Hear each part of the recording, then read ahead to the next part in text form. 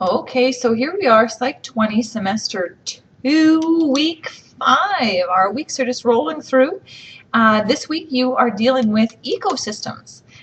So ecosystems, this is Bronfenbrenner's theory, nice big last name, Bronfenbrenner. And he's talking about the different systems that affect us, our microsystems, our macrosystems, basically our environment and how it affects us. And then from that discussion board, we're taking that into our blog on our ecological theory and trying to see how Bronfenbrenner would apply that to the Kim's overeating. And from the blogs that I've read so far that have been done on that, they've been very well done. Having a look at talking about if you've got unstable microsystems or macrosystems, how that might contribute to it, to just seeing how we see on TV every day all kinds of advertisements for junk foods, all the fast food restaurants that are occurring in our exosystems and what's available at the school cafeteria, how those different systems that surround us, our environments that surround us, can affect us. So it's a very different approach to what Freud would have taken. And Skinner, and I think even of Maslow or Rogers. So anyway, I'm looking forward to this week's.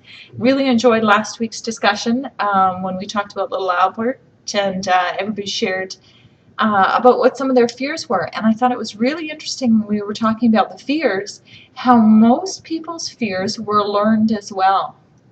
There weren't very many, maybe one or two whose fears they couldn't explain why they had that fear, but most people could explain why they had that fear.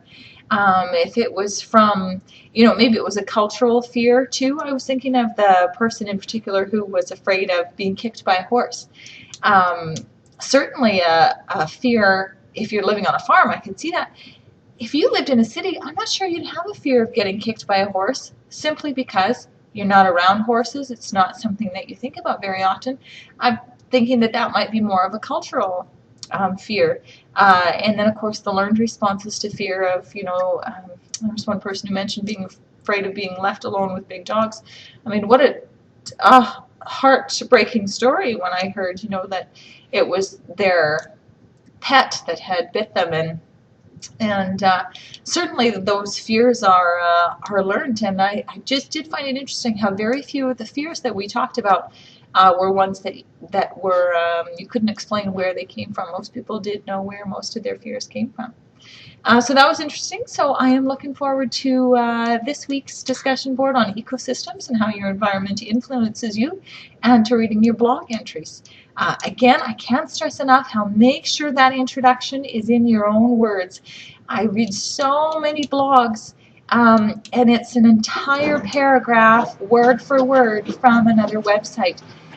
It's great information, but I don't want to know that you can find the information. I want to know if you can synthesize it and tell it back to me in your own words so that you really make it your own. You're telling me what you've learned rather than cutting and pasting or rewriting what somebody else has written. So in most cases, I've just been sending it back or sending you an email saying, could you please just rewrite that in your own words. If it's been, a blatant, copying and trying to claim it as yours, then we'll go a step further. But I just cannot stress enough, make sure it's in your own words, unless you're quoting something.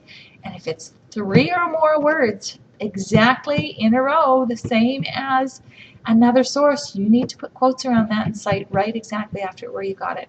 And I'm seeing some great jobs of people doing that on the blogs, but I just wanted to just point that out one more time. Make sure your introductions on your blog are in your own words. Okay, have a great weekend. Let me know if you have any questions or concerns.